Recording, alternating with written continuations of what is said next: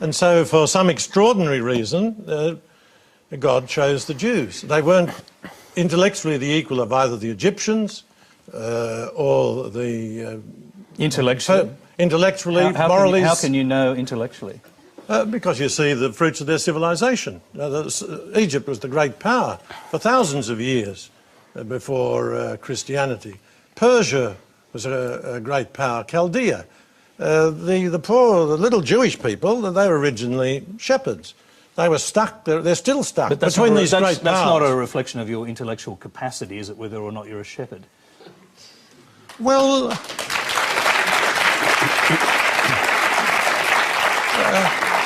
no, it's not, but it's a recognition, it is a reflection of your intellectual development.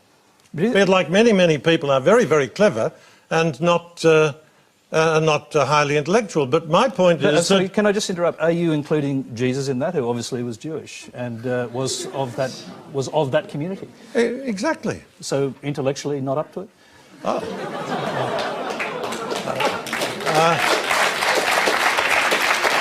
Well, that's a nice try, Tony.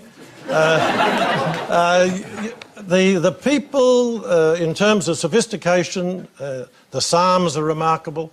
In terms of their buildings and that sort of thing, they don't compare with the great powers.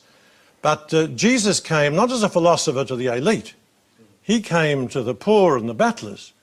And for some reason, he chose a very difficult, but actually they are now an intellectually elite, because over the centuries they've been pushed out of every other form of work.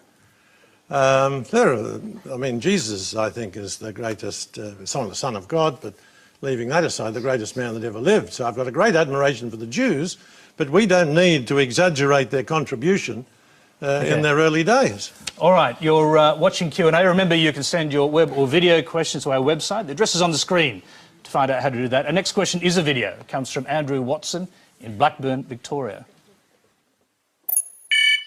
Question for Richard Dawkins.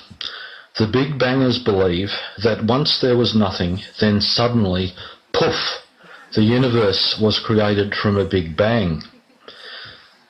If I have nothing in the palm of my hand, close my fingers, speak the word bang, then open my fingers again, still I find there is nothing there. I ask you to explain to us in layman's terms how it is that something as enormous as the universes came from nothing. Richard Dawkins. Well, obviously you're not a physicist and nor...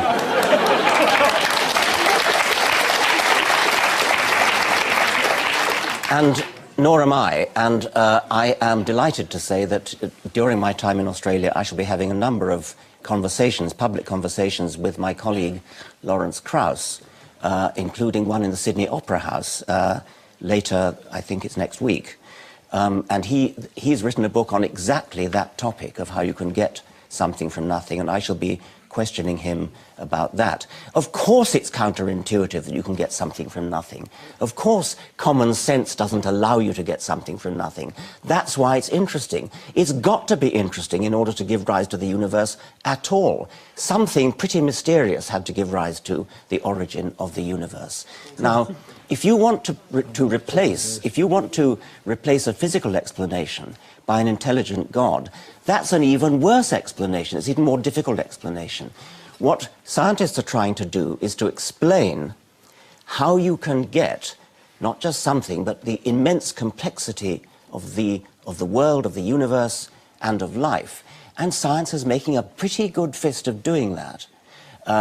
Life is now completely solved, barring the details. That was Darwin's contribution, and Darwin